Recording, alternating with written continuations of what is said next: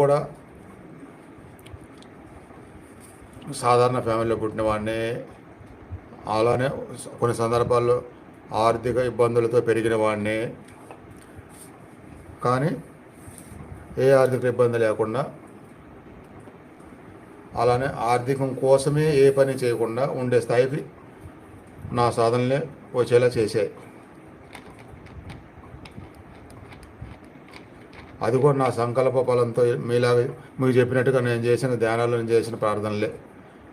ఈ జీవితాంతం ఆర్థికం కోసం టైం కేటాయించకుండా, ఆర్థికం కాకుండా ఇట్లా మంచి విషయాలకి టైం కేటాయించే విధంగా తొందరగా అది జరగాలి, సెటిల్ అవ్వటం, దాని అంతటా జరిగిపోయేట్టుగా అనే సంకల్పాలు నా టీనేజ్లోనే చేసుకొని సాధనలు చేశాను. కొంతకాలం అవసరార్థం ఏదైనా చేసినా ఆ తర్వాత చేసే పని లేకుండా ఇప్పుడు ఇలా భగవంతుడి యొక్క